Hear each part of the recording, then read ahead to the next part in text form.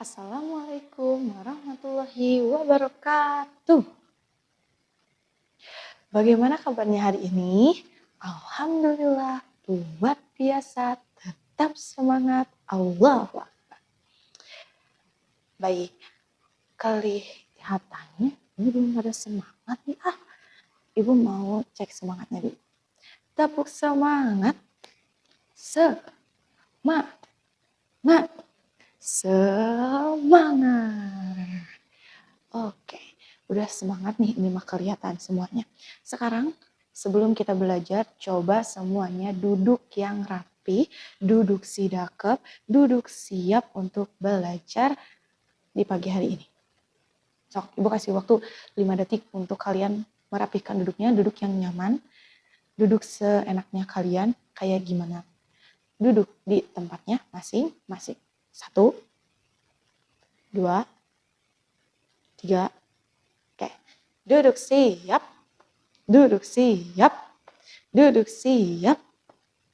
Oke, ini udah kelihatan nih semuanya udah siap buat belajar. Tapi sebelum kita masuk ke pembelajarannya, Ibu mau tanya dulu nih. Kalau di dalam kelas, saat kita sedang belajar, apakah boleh tidak ya lari-larian?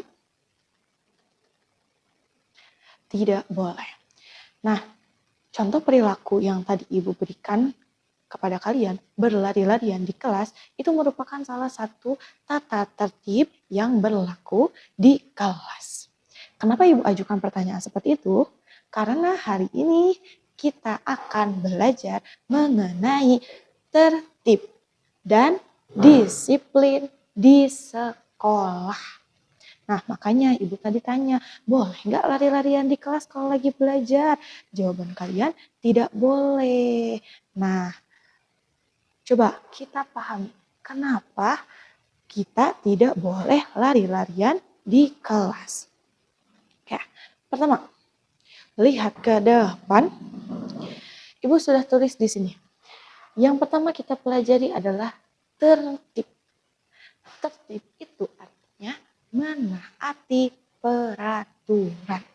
Jadi, kalau siswa itu dikatakan siswa yang tertib, tandanya siswa itu sudah menaati peraturan yang berlaku di sekolah maupun di kelas. Jadi, kalau anak-anak mau disebut siswa yang tertib, kalian harus dulu menaati peraturan yang berlaku di sekolah atau di kelas. Nah, contoh dari perilaku tertib itu apa? Tata tertib di kelas itu apa? Nah, coba kalian ingat-ingat lagi waktu kalian pertama kali masuk di kelas 1. Waktu pertama kalian masuk ke sekolah ini. Coba diingat-ingat lagi. Bu Rizka itu membuat kesepakatan kelas. Kesepakatan kelas itu sama dengan tata tertib yang berlaku di sekolah. Nah, contohnya apa aja? Ingat gak waktu pertama kalian masuk ke sekolah, Ibu kita sepakat semuanya bahwa ketika belajar itu harus duduk rapi. Saat ibu guru masuk ke kelas atau bapak guru masuk ke kelas, tandanya pembelajaran akan dimulai. Dan disitulah saatnya kalian untuk duduk rapi. Kenapa kita harus duduk rapi? Karena duduk rapi itu menandakan bahwa kalian itu sudah siap untuk belajar. Kalian sudah siap untuk menerima segala informasi yang akan disampaikan oleh Bapak Guru atau Ibu Guru yang mengajar di kelas saat itu. Nah, kecuali kalau Ibu Gurunya mengajarnya sambil bermain game. Kalian boleh kok tidak duduk rapi, kalian boleh keluar dari kursi kalian atau kalian boleh tidak duduk di kursinya. Tapi itu hanya berlaku ketika ibu guru mengajarnya dengan bermain game atau mengajak kalian sambil belajarnya itu bergerak. Baru kalian boleh tidak duduk rapi di kursinya. Terus yang kedua ini sering banget nih ibu ulang-ulang setiap hari, hampir ibu ulang-ulang terus. Tidak berisik saat pembelajaran dimulai sampai pembelajaran nanti selesai. Nah, kenapa di kelas teteh gak boleh berisik? Nah, karena ketika kalian berisik, kalian bayangin nih. Kalian bayangin. Ibu berbicara, terus teman kalian berbicara. Yang sebelah sini bicara, yang sebelah sini berbicara. Apakah suara ibu akan terdengar? Tidak, suara ibu tidak akan terdengar oleh seluruh siswa yang ada di sini. Karena yang berbicaranya ada banyak. Karena yang berbicara bukan ibu aja. Maka suara ibu akan terkalahkan dari sisi kiri dan juga sisi kanan. Oleh sebab itu kalian kalau ketika belajar, ibu guru itu suka mengingatkan untuk mendengarkan dan tidak berisik. Terus, yang ketiga, mengangkat tangan saat akan berbicara. Nah, karena aturan kedua, di kelas tidak boleh berisik. Bukan berarti kalian tidak boleh berbicara selama pembelajaran itu dimulai.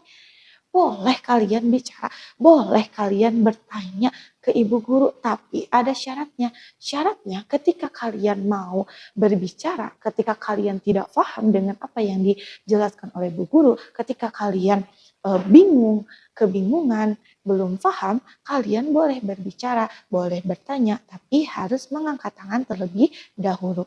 Misalnya, Inara mau bertanya. Inara nggak paham nih waktu ibu sampaikan, ayo buka halaman 78. Nah, teman-teman yang lain udah tahu nih, sudah paham ketika baca instruksi yang ada di atas halaman itu, tapi Inara belum ngerti. Inara tidak perlu berpikiran bahwa tidak boleh berisik berarti tidak berbicara. Boleh berbicara. Inara nanya, tapi ngacung dulu Inara teh. Cung weh, ngacung. Ibu, terus sama ibu gurunya tadi izinin. Iya Inara, apa, kenapa? Terus kata Inara, ini halaman 78 teh gimana cara mengerjakannya? Nah Inara bertanya, boleh kalau kayak gitu karena ibu gurunya sudah mengizinkan untuk Inara berbicara dan Inaranya juga ada keperluan kenapa dia harus berbicara. Atau misalnya ada yang mau izin ke kamar mandi. Ibu gurunya lagi jelasin di depan, ibu lagi di depan, lagi menjelaskan. Nah, terus tiba-tiba Arsya angkat tangan. Sama ibu diizinkan untuk berbicara. Terus kata Arsya, Bu, aku mau izin ke toilet. Aku kebelet. Nah, boleh kalau kayak gitu. Jadi intinya kalau kalian mau berbicara ketika sedang pembelajaran berlangsung, itu harus mengangkat tangan terlebih dahulu. Karena ketika kalian mengangkat tangan, tandanya kalian itu menghargai ibu atau bapak guru yang sedang berbicara di depan. Nah, tapi ibu perhatiin nih dari tadi, Arda Saka, Ataraya, jalan-jalan terus. Sok, kembali lagi ke kursinya. Duduk lagi di kursinya. Ini juga nih, Aisyah sama Kinara ngobrol wae. Udah atuh ngobrolnya, ya. Nanti ngobrolnya boleh dilanjutkan ketika udah selesai ibu mengajar dan waktunya istirahat. Baru boleh ngobrol lagi. Ada Saka juga sama Tara. Bukan berarti kalian gak boleh keluar bangku. Bukan berarti kalian gak boleh lari-larian di kelas. Tapi tunggu waktunya. Kita lanjutin. Ibu punya pertanyaan di sini. Tapi sebelum ibu bertanya, ibu mau coba tanya ke kalian. Kenapa ibu tadi menegur teman-teman kalian? Tuh, karena mengganggu. Nah, kenapa perlu ibu tegur teman-teman yang tadi berjalan-jalan di kelas, kemudian yang ngobrol di kelas. Karena ketika kalian itu berlari atau berjalan, mengobrol, atau bermain-main ketika belajar, itu mengganggu fokus teman-teman kalian yang sedang berusaha untuk menyimak apa yang Ibu sampaikan. Ya, jadi supaya semuanya nyaman, supaya semuanya bisa menyimak dengan baik, maka semuanya harus bekerja sama untuk tidak melakukan hal-hal yang dapat mengganggu konsentrasi temannya. Oke, Sekar? Oke, Jun? Oke, Aisyah? Oke, Cinara? Nanti ada waktunya. Nah, pertanyaannya, kenapa kita harus menaati dan disiplin saat di sekolah? Kenapa sih hari ini kita harus belajar tentang tertib dan disiplin di sekolah? Kenapa? Betul, supaya ketika kita berada di sekolah, ketika kita itu belajar di kelas, kita bisa belajar dengan nyaman. Dengan nyaman, sehingga semua yang disampaikan oleh Bapak Guru dan Ibu Guru itu dapat kalian cerna dan dipahami. Karena Ibu Guru dan Bapak Guru ketika di depan itu pasti menyampaikan, memberikan informasi yang bermanfaat dan berguna bagi kalian. Atuh, kalau Ibu Guru sama Bapak Guru di depan cuman ngomong-ngomong yang gak jelas mah, buat apa? Capek-capek, mendingan diam aja.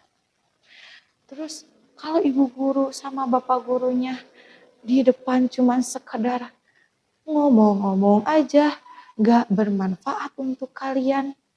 Kalian juga lebar, udah menyimak tapi tidak ada ilmu bermanfaat, tidak ada informasi bermanfaat yang kalian pahami.